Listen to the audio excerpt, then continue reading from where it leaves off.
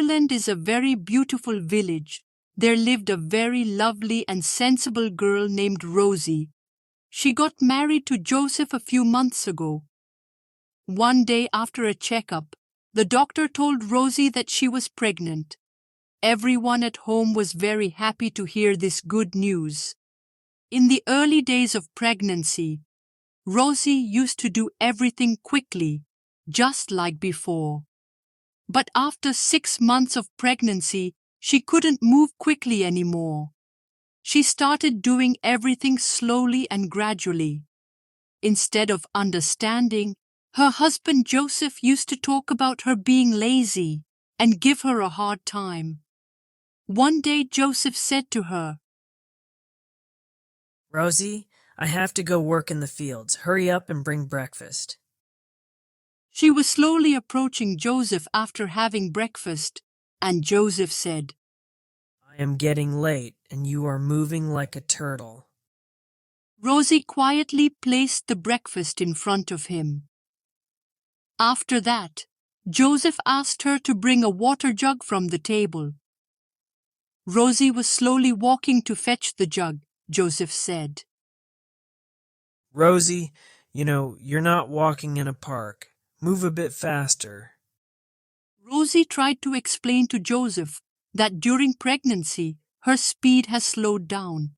But upon hearing this, Joseph started making jokes, saying that their son hasn't even weighed 2 kilos yet, and she's already this slow.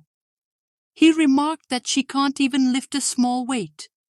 Hearing this, Rosie responded, "Whether it's a son or a daughter, it's God's will. Both can bring happiness." But Joseph insisted, saying he wants a son first. A daughter can come later. Rosie, feeling upset about Joseph's mindset, said, "Whether it's a son or a daughter, it's God's will. No one can control it. If you would experience the life growing within you, you'd understand how easy it is to talk and how difficult it is to give birth to a child." Despite Rosie's attempts to make Joseph understand, he continued to taunt her for being slow. One day, Joseph told her, "You are always lying on the bed and breaking it. It's the result of your laziness that you can't walk properly now." Some days later, Joseph informed Rosie that the priest was coming to their house the next day. He had invited him to pray and recite verses so that their son would be born. He even mentioned asking the priest for advice on ways to ensure the birth of their son. Rosie, angered by Joseph's attitude, said, "It doesn't matter whether it's a son or a daughter. It's God's will, and no one can change that."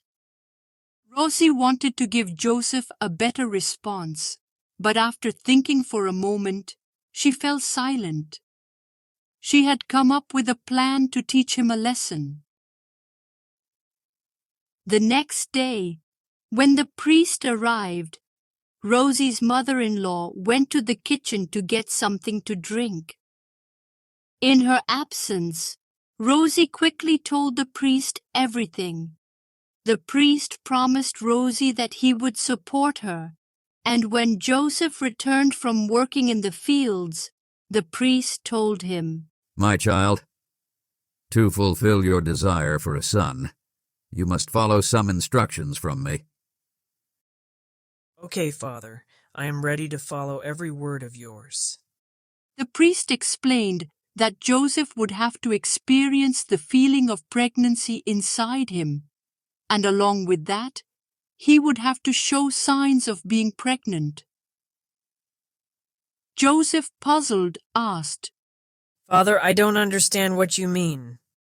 I mean, until the child is born, you will have to live like a pregnant woman, just like your wife. You'll have to experience the feeling of being pregnant. "Father, how is that possible?" My child, this is the only way your desire for a son can be fulfilled. Well, now it's time for my prayer. and I must leave. After father left, Joseph became worried. Rosie asked him why he was so troubled. Joseph replied, "I have to fake being pregnant." Rosie said, "You should do the same like my pregnancy and convince others that you're pregnant. Use the fake belly with the help of small pillows we have in our room for now." The next morning, when Joseph came out of the room for breakfast, his stomach seemed a bit bloated. Rosie's mother was surprised and asked, Oh my God! What happened to your stomach? It's swollen like a balloon. Do you have gas? I've told you so many times not to lie down immediately after eating. Ignoring his mother, Joseph asked Rosie. Rosie, am I looking pregnant? Hearing this, Rosie's mother-in-law scolded both of them, saying, Are you both crazy? Have some shame. If you go out in this condition, the whole village will mock me. They will say that Lisa's daughter-in-law is pregnant, along with her son is also pregnant.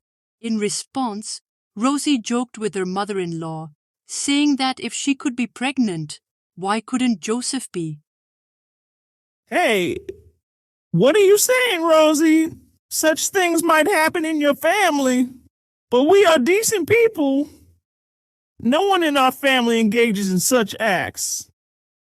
Ignoring all these remarks, Joseph headed to the fields to work. His mother, Lisa, chased after him, telling him that if he went out in this state, they would face great embarrassment in the village. However, Joseph didn't stop and went to the fields. When he reached there, he saw some people from nearby fields working as well. They all laughed loudly when they saw him. While Joseph was walking towards his field, pushing a cart, a guy standing there jokingly said, Joseph, be careful you are pregnant. Take it easy.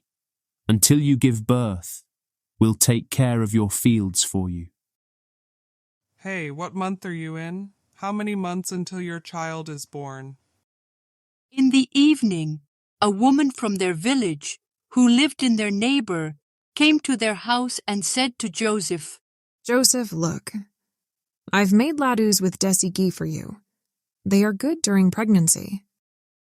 This angered Joseph's mother, Lisa, and she scolded Joseph, saying that he had brought shame upon them in the village, and everyone was making fun of them. At night, when Joseph came to his room, he complained to Rosie that tying cushions around his stomach had become uncomfortable. He felt too hot.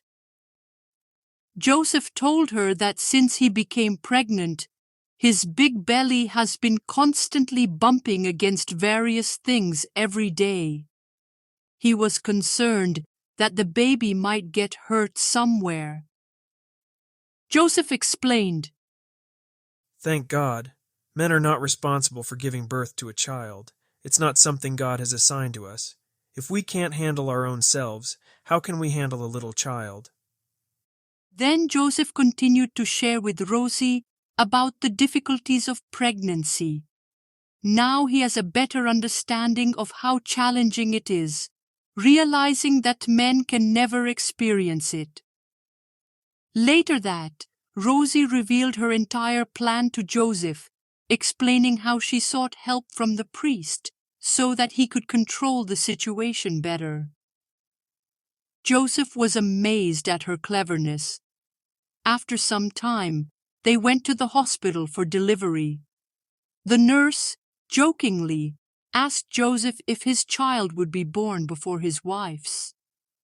This embarrassed Joseph, but later the nurse happily announced that Rosie had given birth to a baby girl.